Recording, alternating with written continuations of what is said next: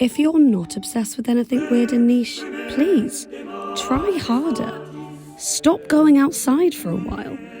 Consider getting weirder about the things you already like. You should never create anything with a wide audience in mind. The so-called general audience doesn't exist. It's a fiction made up by advertising executives.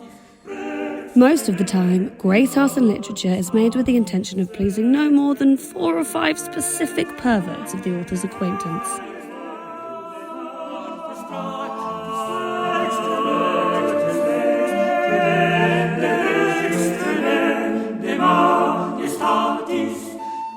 Have you heard of American Girls? They're this American toy line and book series that had its heyday in the 90s and 2000s.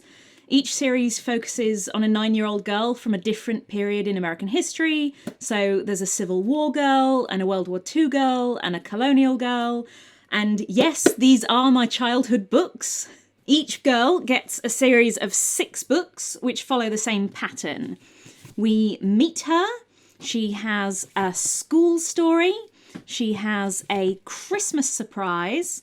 She has a spring birthday. She has a summer action adventure. And the following winter, she experiences a big change.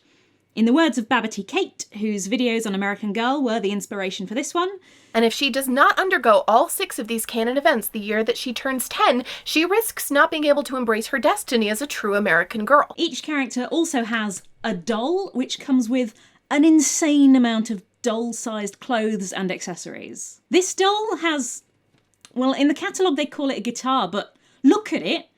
That's a lute. She also has a 4-poster bed, but the accessories also get really tiny and detailed. This doll has a doll-sized pencil, and you can buy 10 tiny brown paper bags for her to carry her lunch in. This one has an ice cream maker that really works somehow. All historically accurate, all incredibly well made. They're also really well researched. Josefina doesn't have a scarf, she has a rebozo. Rebozo? I feel like I'm going to get made fun of if I say rebozo, because I don't know if that's how you're supposed to say it, but I'm also going to get made fun of if I say rebozo. It's one of these. Kirsten doesn't have knickers, she has pantalettes. Each girl's dresses are cut differently, like the seams are in different places, depending on the period. The books focus on ordinary girls and the ways in which their lives are different from yours. You go to school, but Felicity has deportment lessons. You eat vegetables from the supermarket, but Molly eats vegetables out of a victory garden. Every book ends with a non-fiction section that sort of breaks character and explains why things are different for the fictional characters and shows you images of real families and real objects from the time. Now, in Britain, before the advent of the World Wide Web and internet shopping, you could not buy American Girl stuff in Britain. Even to get the catalogue, you have to fill in this card and tell them your zip? What's a zip? So I never had an American Girl doll, but there was a friend of the family who sent me one of these box sets every year. So I read the books. And sometimes drop them in the bath. I don't know if this is all I used to have. I feel like I remember Addie and Kit, but I don't know where their books have gone. So these are the characters I've been working with to jog my memory. There's Felicity from the American Revolution, Josefina from 1820s New Mexico, Kirsten from Pioneer Minnesota, Samantha from 1900s High Society, and Molly from World War II. This friend of the family also sent me one catalogue to look after, which I marvelled at over and over until the cover fell off. So this one is a pristine one that I bought from eBay for the video. And this one shows Addie's doll collection, so at least I'm able to reference that. You guys, these things are so good. They serve as basic introductions to different parts of history for kids, and they focus on social history, ordinary people and their lives, as well as material culture. I think the closest we've got to this in Britain is the My Story books, which each focus on a different time period, but they don't have recurring characters or an entire doll line. We don't really have anything like American Girl. But we should! So I started thinking, what would a London American Girl be like? And can I make one? So that's what this video is going to be about. I'm going to create an American Girl style character set in London's history, complete with backstory. I am not going to write any actual books or even come up with what the plots would be, but just like the books, we're going to use that character to talk about what it would be like to grow up in London's past. Our first task is to pick a year.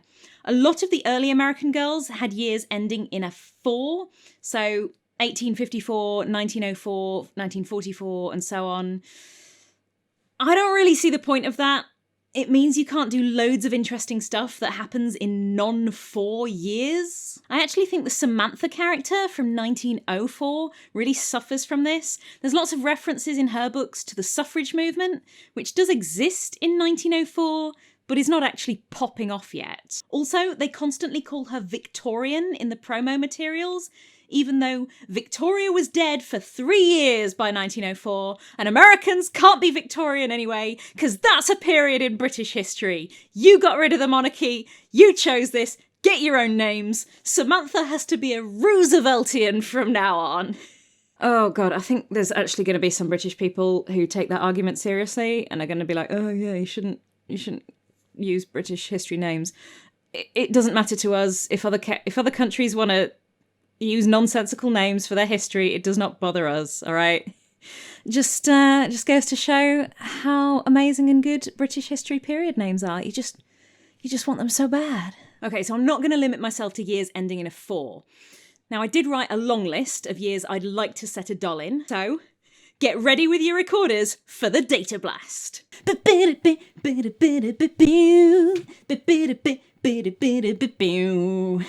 We want a year where lots of interesting things can be happening in the background. American Girls don't normally take part in anything history-altering, but they will often live in periods that kids will be learning about in school. If you're making a whole series, then you want to be able to talk about lots of girls from different backgrounds so it doesn't get too samey, but I'm only making one, so I really want to pick a time that kids are studying, especially around that 7 to 11 age range. So for me, that really whittles it down to 3. It's got to be a Roman girl, a Tudor girl, or a World War II girl. Now, there's already an American World War II girl, Molly, and I don't want my doll to be compared to one with a budget, so that rules out World War II. Roman could be really interesting, but Roman clothes are kind of basic, and if I'm only going to do one, I want to be able to make something really spectacular. So ultimately, I chose the year 1596. This is in the reign of Elizabeth I, which is a really important period in English history. And most importantly, it's at the tail end of the Elizabethan period, so we're in Shakespeare's day. This age is often when British kids first get introduced to a little bit of Shakespeare before they study a whole play when they get to big school. So we can use this doll as an excuse to talk about what it would be like to be a child in Tudor London, as well as introduce the topic of Shakespeare plays to a kid who might never have heard of them before. The American Girl books are also told in a very particular style. Here are some things I consider essential to the American Girl style. A character could change any one of these things, but if we do, it won't feel like an American Girl anymore to me. First off, this is social history, focusing on ordinary people and their ordinary lives. These aren't girls that anything truly unusual happens to. Now, they don't have to be working class. Samantha is from a rich family, for example, but they're not any specific historical character, and nothing happens to them that couldn't have happened to many girls from the time. Samantha might know who Eleanor Roosevelt is, and Felicity might hear about what General Washington is up to, but they never meet them. Our girl isn't going to meet the Queen or give Shakespeare the idea for Hamlet. The stories are aimed at 9-year-olds, but they can and do deal with some dark stuff. Kirsten's friend dies of cholera, Molly worries about her dad being killed, Addie escapes from slavery. Even so, though, there are lines that the authors have chosen not to cross. Kirsten's teacher threatens to hit the kids, but they don't show her actually doing it. Felicity is worried about her mother dying, but she doesn't actually die. None of the books I've got show neglectful or abusive parents. None of the books use the N-word, even when that would be historically accurate. So even though parents and teachers hitting kids would be common in 1596, I think we can't show that without A, making Catherine's parents instantly the absolute villains of the piece, and B, going outside the American Girl style. For similar reasons, we probably also can't show things like bear baiting or cockfights, even though they are popular in 1596, at least not while keeping the characters sympathetic. Something else typical of the American Girl style is that they have no love life. American girls might notice the love lives of older characters. Samantha talks about her grandmother remarrying, and Molly makes fun of her brother Ricky for having a crush on their friend Dolores, but the girls themselves never have a crush on anyone. I mean, not explicitly. Molly McIntyre loved to look at her teacher, Miss Campbell. Miss Campbell's hair was brown and so smooth and shiny. Her long glossy curls just brushed her shoulders and swung like a dancer's skirt when she turned her head quickly. Also, it's very rarely a single horrible person that the girl is up against. Usually the really bad things are forces of nature or huge societal problems or things that aren't anyone's fault. Can Molly raise enough money for the war effort to impress her beautiful teacher? How can Kirsten stay friends with the Native American girl Singing Bird? People are good in the American Girl books. The worst they usually are is annoying, like Eddie in the Samantha books. In Josefina Saves the Day, she thinks that Patrick O'Toole has cheated her father, but it turns out it's a misunderstanding and he's actually honest. I mean, I presume the slave owners in the Addie books are villainous, but I think the closest they come to a villain in the books I've got is Jiggy Nye from the book Meet Felicity, and even he gets a redemption arc at the end of the series, and it turns out he's a good guy deep down. American Girl's portrayal of the past is often very romantic. Golden light floods the pictures. Even doing boring chores like laundry is made fun and beautiful in Meet Josefina. Kirsten's life is hard, but it's also extremely cottagecore, you know? Whereas in Britain, we tend to do the opposite with our history. We exaggerate the dirty, smelly, murderous parts. The most popular kids' history series is literally called Horrible Histories, and it's mostly about executions, deprivation, and farting. Will an audience accept a beautiful London set in 1331 or 1888? Some really famous bits of London's history, like Anne Boleyn's execution or Jack the Ripper, just aren't going to fit into an American Girl framework. You couldn't have Bill Sykes murder Nancy in an American Girl book. Finally, these are fashion dolls, so the amount of different clothes they have is going to be unrealistic. A real-life girl on the frontier has maybe 2 dresses, but Kirsten has like a dozen. The outfits are also going to be better fitting and more coherent than the characters might realistically have access to. They've got to look good to 21st century eyes, and they've got to translate into clothes that a child can put on a doll, so you can't have any tiny buttons or clasps. So with all that in mind, I think you're ready to meet our London American Girl from 1596.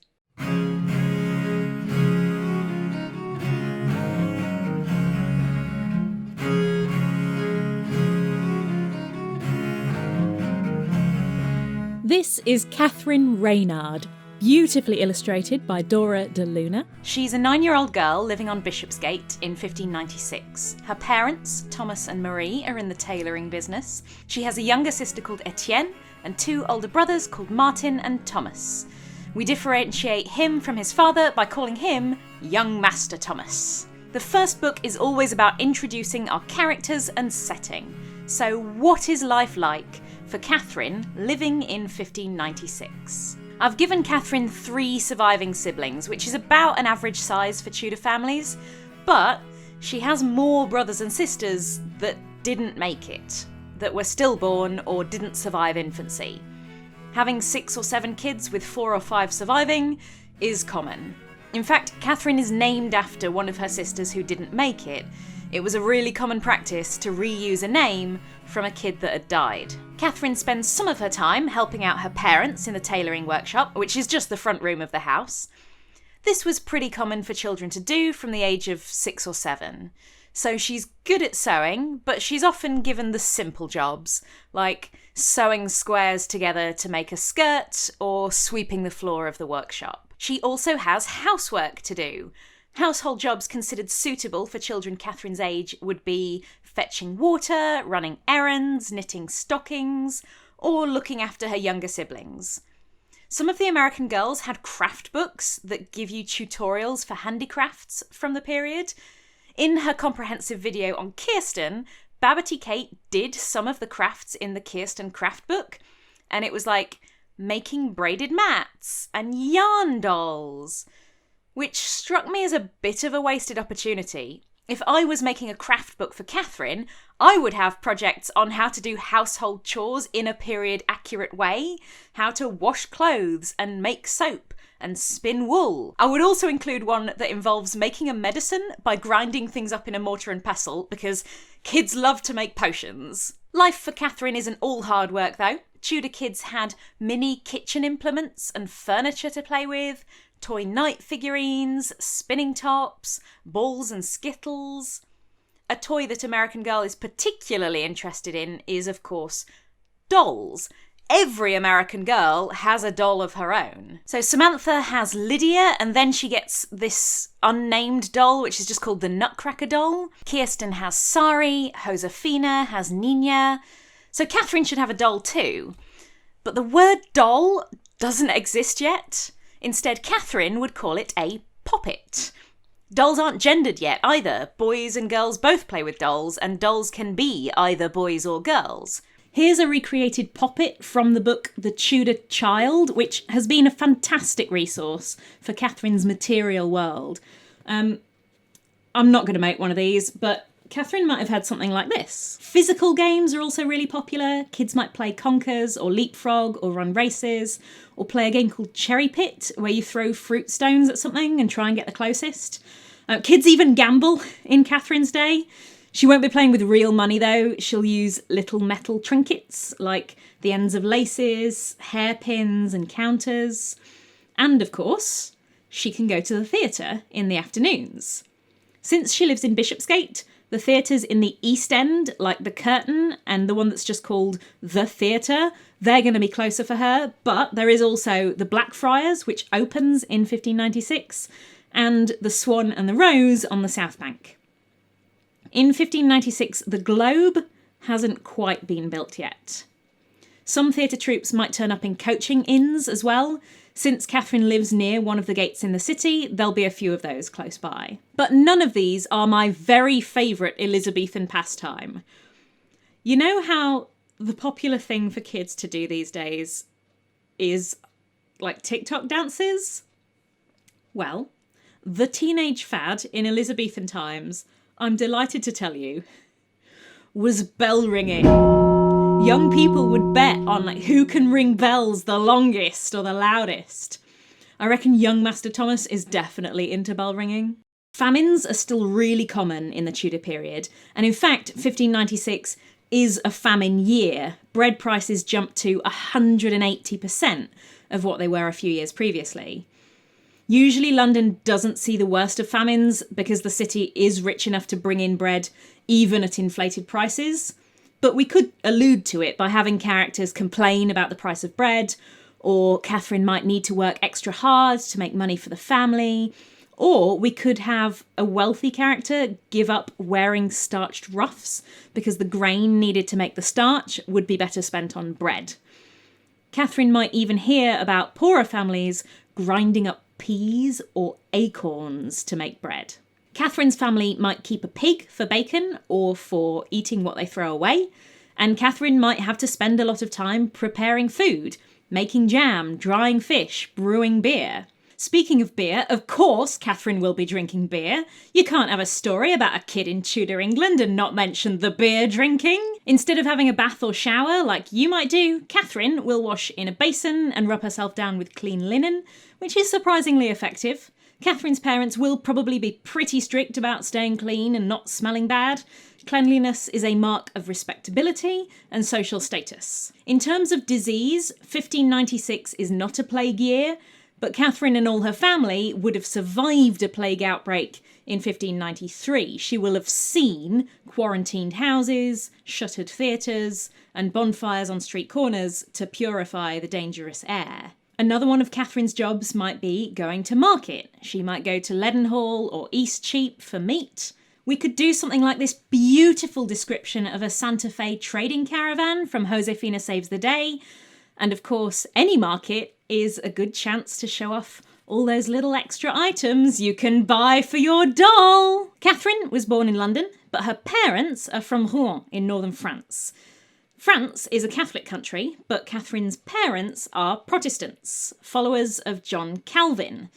Today, we call French Protestants from this period Huguenots. Catherine's parents fled to England after the St. Bartholomew Day massacre of Huguenots in 1572. They weren't the only ones. Huguenots have been called London's first wave of refugees. And in fact, they're where the word refugee comes from the French réfugié. Unlike basically every other wave of refugees ever, Huguenots are pretty warmly welcomed to England. The court goes into mourning for the massacre. Money is put into getting them set up in London and Canterbury.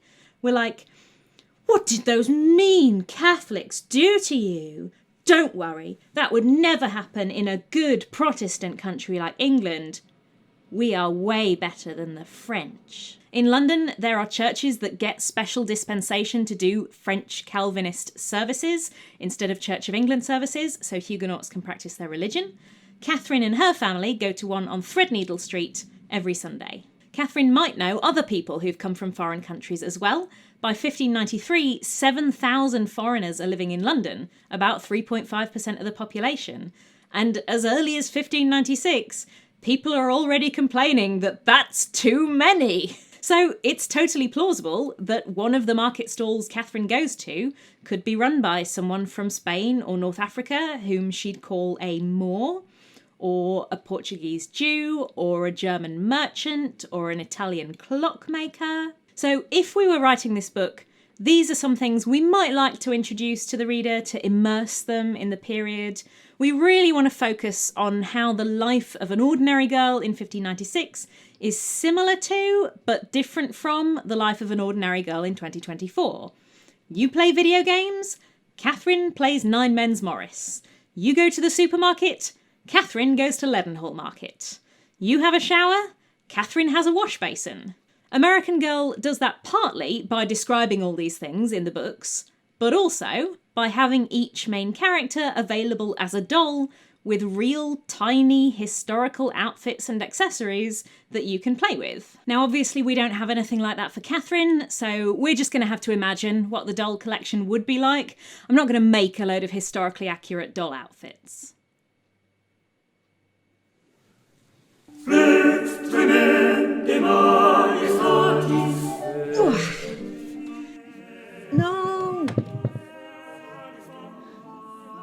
I've lost. I think that was Meet Kirsten and Happy Birthday Samantha. Gone forever. Okay, so I can't make an American Girl style doll from scratch, and I'm definitely not spending American Girl money to get one shipped over. But in this country, we have the designer friend dolls, which, first off, seems like a bit of a backhanded compliment. Hey Emily, I got you a designer friend doll for Christmas. Because they look really similar to American Girl dolls, they're the same size, and unlike American Girl dolls, they don't have their mouth slightly open, which always freaked me out a bit when I was a kid. I didn't want to buy one new for this, that seemed kind of wasteful, but there are loads of second-hand ones on eBay, so I just got the cheapest one that didn't have pink hair. So the doll just arrived in the post today. Here she is. So, I've had a bit of a look. First impressions. She's pretty sturdy. She's in pretty good condition. There's a couple of missing stitches on her body. Her body is cloth, so you can squidge it, which means we could do corsets or bodies or stays if we wanted. The hair is in pretty good condition. It's a little knotty at the back, but I think I can probably manage that. The joints are kind of loose, so she's not going to be super easy to pose, and she finds it difficult to stand on her feet. Her feet are kind of turned inwards, if you can see that. Like you can turn them outwards, but she naturally wants to be turned in, and she won't stand up if her feet are pointing forwards. She has a bit more makeup than it looked like on eBay. She's got some sort of pink lip gloss thing going on, but I think I can live with that. Overall, I'm pretty excited. We're going to get her out of these crappy clothes, and we're going to make her first layer. All right, while her hair is drying, let's talk Tudor fashion. So I read a lot of books on Tudor childhood and Tudor fashion as research for this, and I quickly realised my mistake in choosing 1596. 1590s ladies' fashion is hideous. Look at this timeline of Tudor ladies. Lovely, lovely, divine, radiant. What is that? You know what it reminds me of?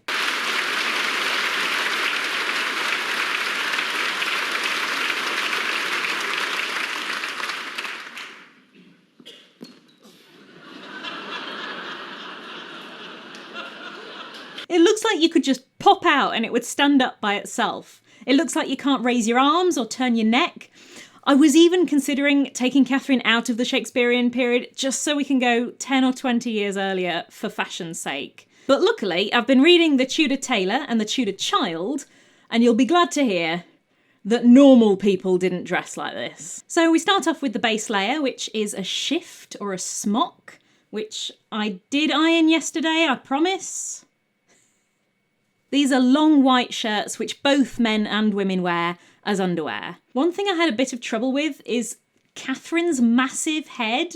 It makes it really difficult to have clothes which you can pull over your head. The head is too big! Elizabethan shifts can either have a high neckline with a slit or a low one which just slips over your head, but I was finding that Catherine couldn't fit her ginormous head even through the low one, so I've sort of combined the two. We've got a low neckline that also has a slit. I suppose I could have had a back opening that closes with Velcro, but by this point I'd mangled the pattern quite a lot and I just wanted to have something finished, so maybe I'll go back and redo the shift at a later date. It's kept shut with a press stud rather than a button or a tie because again we are keeping in mind our hypothetical 8-year-old whose little fingers can't manage with tiny closures. She also needs some stockings. I made these out of an old pair of socks that have been darned so many times that the patches need patches. On top of that, we're going to make her a petticoat, which is a base dress layer.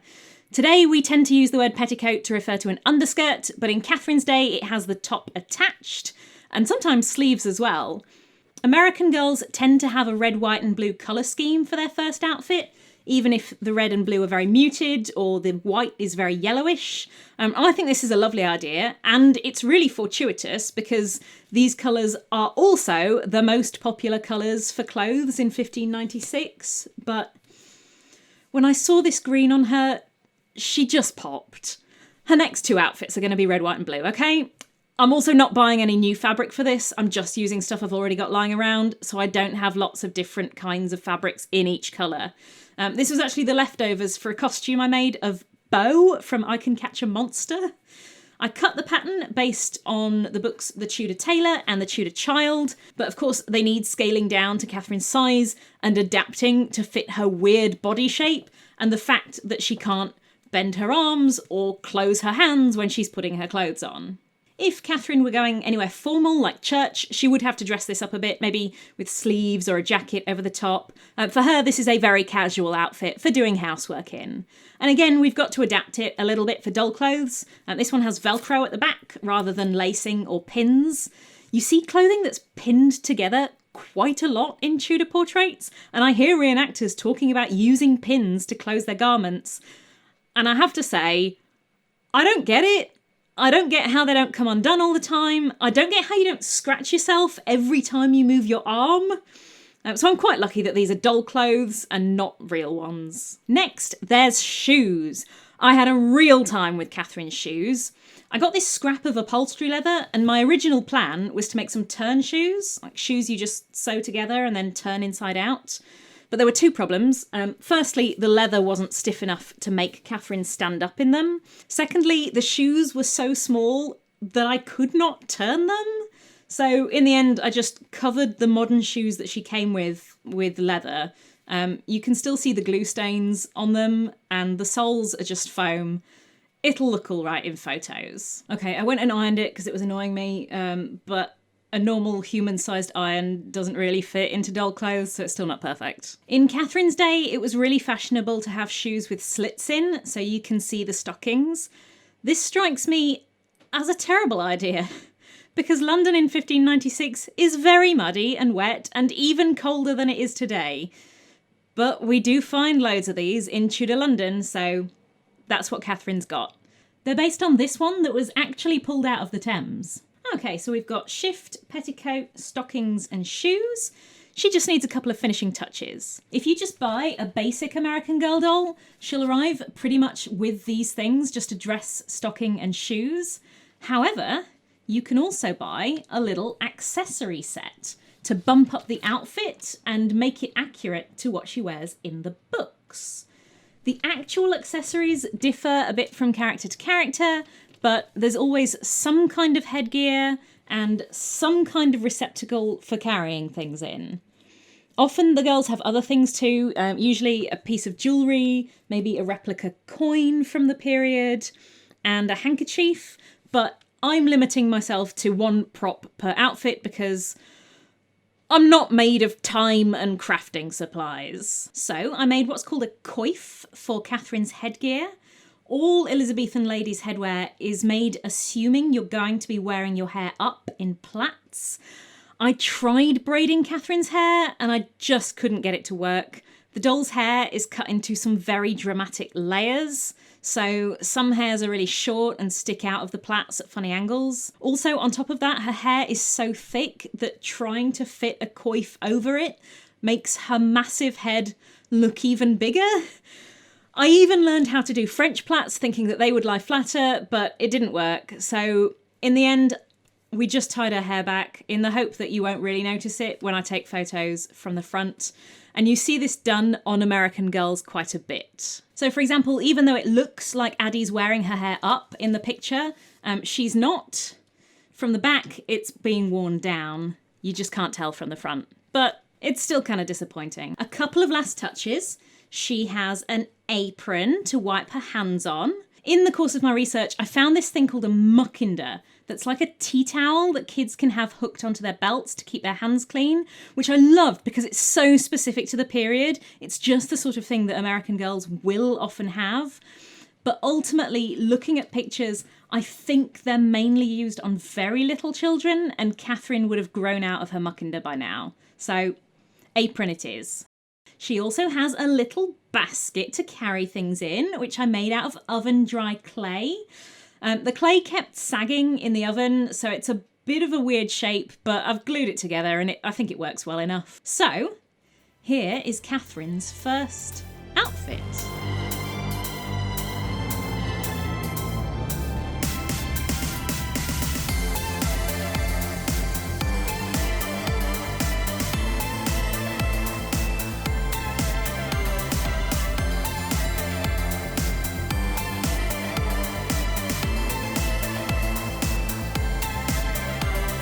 So I'm not going to make 6 separate outfits, although I do have ideas for all 6.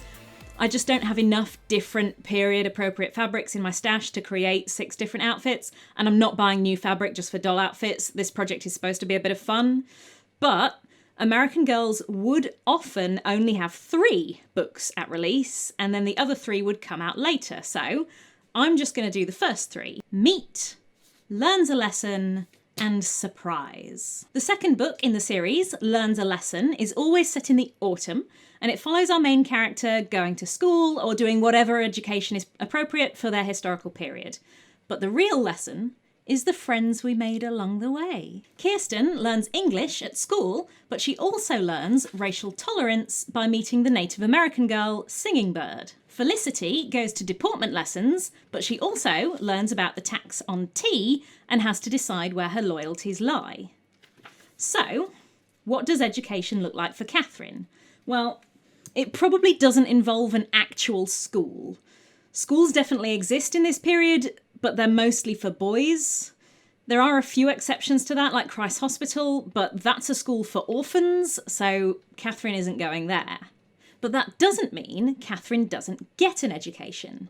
In Protestantism, literacy is valued very highly since you have to be able to read your Bible yourself. So literacy rates are rising in this period. Catherine is more likely to get her education at home. She will be taught to read from a pretty young age. One of her parents will write down the alphabet in nice clear letters, or they'll buy a sheet with the alphabet written on it, and they'll put it in a horn book, which is like the 16th century equivalent of laminating it. You know how we have the alphabet song, which is like a nursery rhyme, like it's the same tune as Twinkle Twinkle Little Star? Well, Catherine will learn to say the alphabet the same way she says her prayers. She'll even finish by saying Amen. She also learns the Psalms, the Lord's Prayer, maybe things like Saints' Days, and by the age of 9, she might be thinking about getting ready for her confirmation in the church. She'll do that by learning her catechism. A catechism is like a series of religious call and responses that you'll be tested on by your priest. He might ask you, what is your duty towards God? And you will answer, my duty towards God is to believe in him, to fear him, and to love him with all my heart, with all my mind, with all my soul, and with all my strength, to worship him, to give him thanks, to put my whole trust in him, to call upon him, to honour his holy name and his word, and to serve him truly all the days of my life. Catherine won't be learning the English catechism though. As a Huguenot, she'll be learning the one written by John Calvin.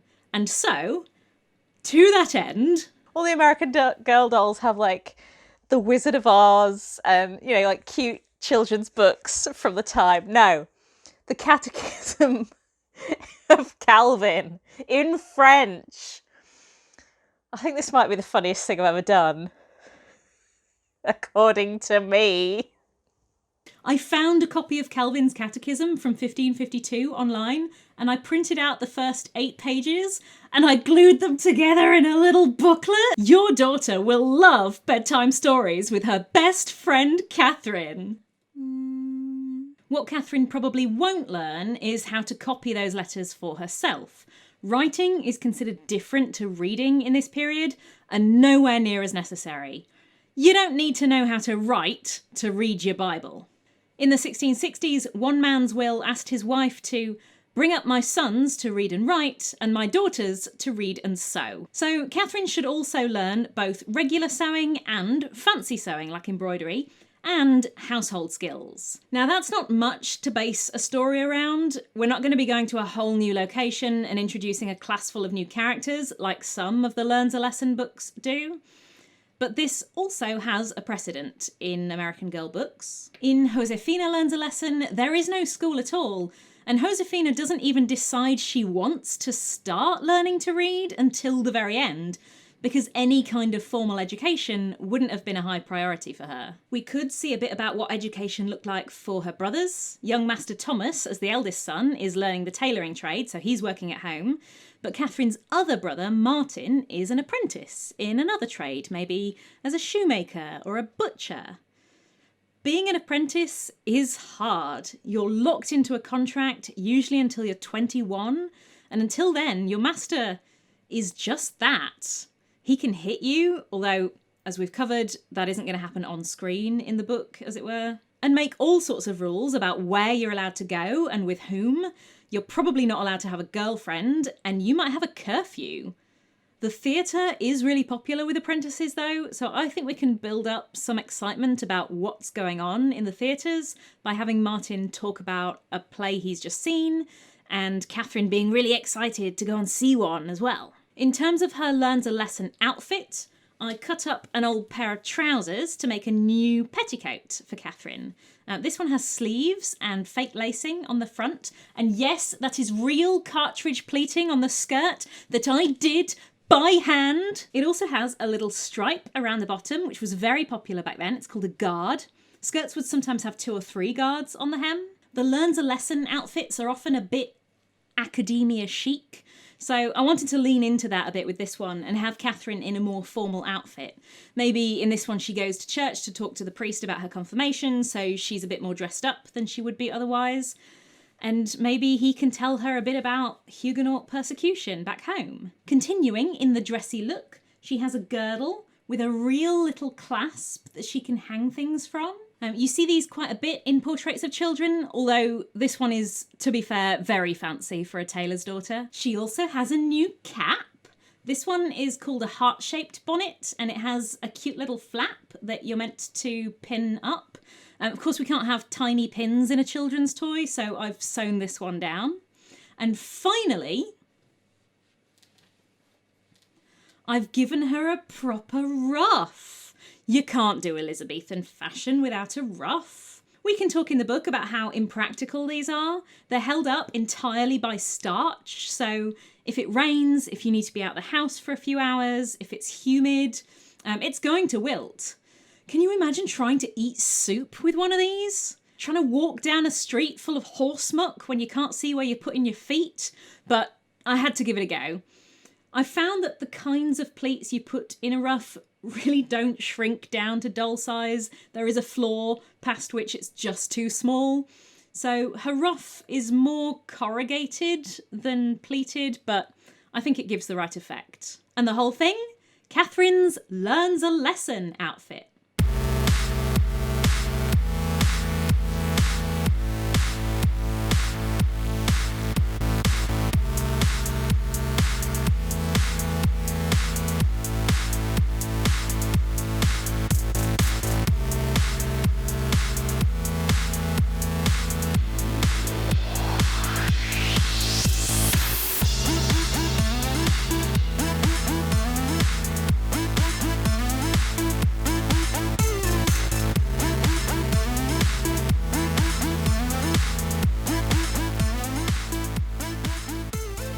The third book in the series is always called Surprise, and it always takes place around Christmas, so we get to see how Christmas is celebrated throughout history. Of course, Christmas is a religious festival, so Catherine will be going to church again. So the day itself isn't going to be the exciting thing for Catherine. The best bit about Christmas in 1596 is what happens afterwards. You might know the song 12 Days of Christmas? Well, Christmas really did used to be 12 days long. The last night is Twelfth Night on the 6th of January, which is supposed to be when the wise men came to see baby Jesus. In 1596, Twelfth Night was kind of bigger than Christmas. Like on Christmas, you had to go to church. Twelfth Night was for partying. You had games and feasts, and often there's some element of topsy-turvydom, like children getting to boss their parents around or cross-dressing. So I'd really like Catherine's surprise to focus on Twelfth Night rather than Christmas, because that's the bit that's really going to make clear those differences between how you live in 2024 and how Catherine lives in 1596. The Christmas period is also a time for going to see plays. So this book is going to be our big Shakespearean theatre episode. And what better play to celebrate Twelfth Night than A Midsummer Night's Dream? Okay, so 1596 is the year we think A Midsummer Night's Dream was written. The play Twelfth Night won't exist for a few years yet. And Midsummer Night's Dream has to be the most kid-friendly of all Shakespeare plays. It's got fairies, magic, no real world history to learn about with dukes that change the names partway through. And it's got a guy called Bottom in it. So our London American girl can go and see the theatrical premiere of Midsummer Night's Dream at one of Shakespeare's original theatres. Now, costumes in Shakespeare plays were not like theatrical costumes today. Mostly the actors just wore like normal second-hand clothes, and if they needed to be a Roman, they just put a bedsheet over the top. Like, so cringe. Who would do that? But Midsummer Night's Dream calls for something a bit more specific. So, in our story, a producer from Shakespeare's troupe, the Lord Hunsdon's Men, is going to turn up at Catherine's dad's workshop and commission him to rework an old gown into a costume for Titania, Queen of the Fairies. This means that Catherine's going to see the costumes taking shape around the house and even try them on. Maybe Martin and her dad can explain why they're making what they're making, just to introduce the kids to the concept that there is such a thing as Midsummer Night's Dream, and it's got fairies and a donkey head in it. And maybe we can have some kind of plot where one of the costumes isn't going to be finished on time, or it gets ruined and someone has to stay up all night making a new one, and then Catherine has to run down to the theatre right before the show starts to deliver the gown so that the show can go on. So for her surprise outfit, I am making Catherine a Titania costume. The surprise outfits are often more showy and formal than everything else the girl wears, and this way Catherine can dress like a queen while not wearing something totally unrealistic for her class. Since Titania is the Queen of the Fairies, this outfit is based on high-end ladies' fashion from the 1590s, so it's a lot less practical than Catherine's other outfits, and more extreme in its shapes. In the 1590s, posh ladies had these skirts that were like cylinders. They go really wide at the hip and then they drop straight down to the floor. And you get that using one of these. This is a farthingale. Normally these would have cane in them. I'm using zip ties. This goes around your waist, and then on top, Catherine has a blue velvet dress decorated with stars. I really wanted to lean into the nature theme. The skirt has a little ruffle at the top to cover up the sharp drop-off. The sleeves were by far the hardest thing in the whole project. It was really fashionable to have these hanging bits on your sleeves with these insane scalloped edges. Like, these would be enough of a pain to do at human size. When you try and scale these down to doll size, it's almost impossible. If you've ever sewn with velvet, you'll know that it will not bloody stay where it's put. If you're trying to line up two pieces of fabric, they will gradually shift out of sync with each other, which is ruinous to a shape like this. So I had to do these by hand, and because they were so small, they were really hard to turn right side out at the end. I used a chopstick to do it, and even though I was using the blunt end of the chopstick, sometimes I still poked a hole through it. Her more normal shaped sleeves underneath, I decided I wanted decorated with blackwork. Blackwork is monochrome embroidery that's really popular in this period, and you often see it on things like collars, caps, and sleeves, rather than a whole gown, because it's so time intensive. I simplified this design so that I could just do it on my machine, so it just gives the idea of blackwork, rather than being true blackwork embroidery. As a queen, Titania would also have lots of jewellery and a crown. I did buy a cheap little jewellery kit, but I couldn't really make anything that didn't look like Catherine was just wearing a sink plug. So in the end, I made her a girdle and a crown out of flowers instead, to really lean into the nature theme. Something I learned researching this is that fairies didn't have wings yet in this period. They were just little nature guys. So I would have loved to have made some wings for Catherine, but I'm afraid they're off the table. Finally, the Christmas outfit usually comes with some sort of toy that the girl gets for Christmas. So I made Catherine a little hobby horse out of oven-dry clay and a coffee stirrer that I stole from Big Tesco. It was really hard to get the horse's head to be the right shape, but as you will see, I didn't manage it. So this is Catherine's surprise outfit.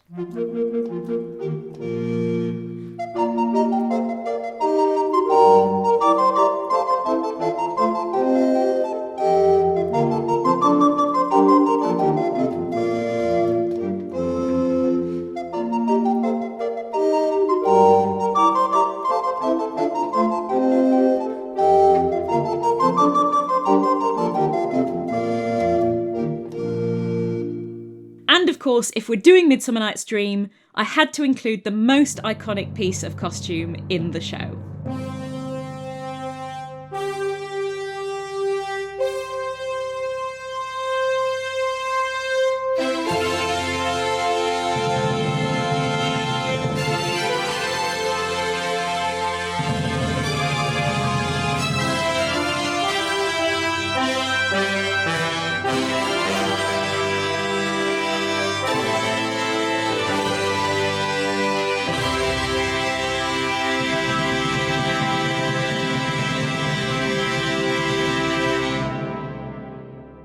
So I'm just making Catherine these 3 outfits, but what adventures will she get up to in the next 3 books? If we're following American Girl conventions, the 4th book will be called Happy Birthday, Catherine, and it'll be all about how birthdays have been celebrated in 1596. Now that's going to be a bit awkward, because they weren't. Plenty of people didn't even know when their birthday was, so maybe she should celebrate another milestone instead. In terms of accessories, the characters tend to get a cute pet in this book, and Catherine simply must get a dog with a ruff. The 5th book is called Catherine Saves the Day, and the girl usually goes on a summer holiday. Molly goes to summer camp. Felicity goes to her grandfather's plantation. Sadly, in 1596, this probably isn't going to happen. The Tudors didn't really go on holiday yet, and since we're Protestants, we're not really going on pilgrimages anymore either. With Girls Where a Holiday wouldn't be historically accurate, like Kirsten and Josefina, they don't go away, but they do always have a thrilling action scene. So maybe Catherine can get into a boat chase on the Thames, or maybe she's running through London in the dark with a torch. The 6th book is Changes for Catherine, and something big happens in her life. Maybe she could start an apprenticeship of her own. There are some girl apprentices. Maybe she gets a job as a servant for a rich family. I do think the books at some point should tackle the persecution of Catholics in this period, since it's a really important factor in how English history plays out the way it does for the next 300 years. Maybe Catherine sees a Catholic priest arrested, and it reminds her of the stories her parents told her about France. I would love to hear your ideas for what should happen in books 4 to 6 in the comments. Points will be given out for historical accuracy and citing your research. Whatever it is, the series ends on a cautious but hopeful note as our protagonist looks forward to the future. I'll tell you this much, telling people you're making a doll OC is a surefire conversation ender. I told a very few carefully chosen people about this project, just people who I know are good friends and who are interested in what I'm doing with my time, and every single time it was just, oh, you think a depressed person could make this? I think the American Girls are an incredible way to set up the basic building blocks of history for kids. They're good stories, whether or not you pay any attention to the history stuff. But if you do, then you get the most basic answers to why America is the way it is. Early colonists, Civil War, World War II. Any London version would use different blocks. It would have the Romans and the Great Fire. But what the blocks are made out of is the same, even if the building ends up looking different.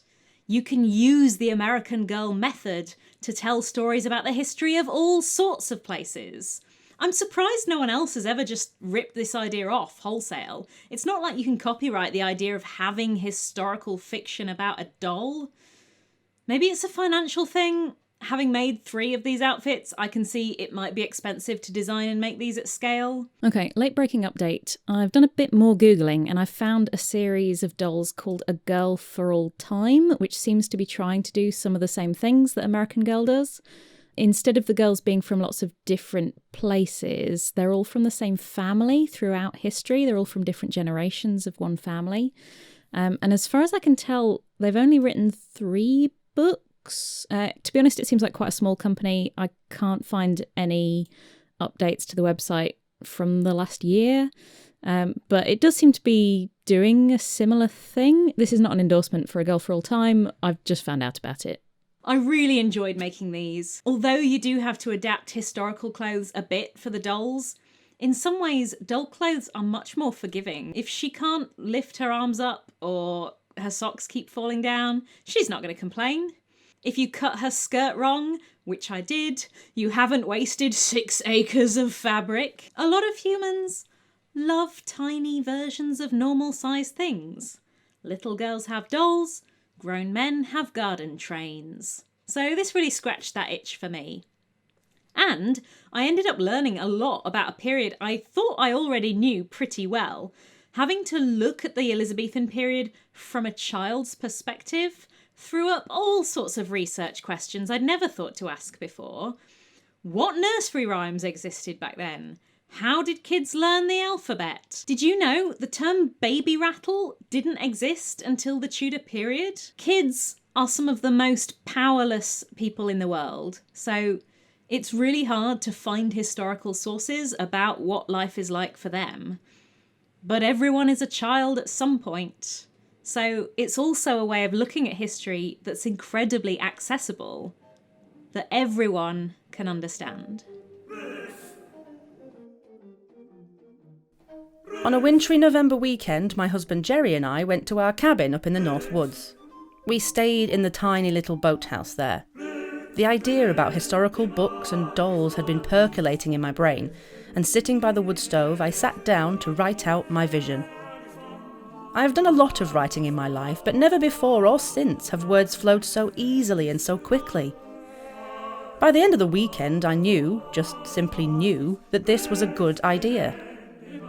It's a good thing my intuition was so strong, because when I left the cosy boathouse and began to ask people what they thought of my big idea, I was met with disbelief and patronising tolerance, summarised as, "Are you kidding? Historical dolls in the day and age of Barbie? How are you going to make them?" "I don't know." "Do you even have a fax machine?" I was asked. No, I didn't even know what a fax machine was. But what I didn't know didn't stop me. I simply knew I had a good idea, and somehow I would figure out how to get it done.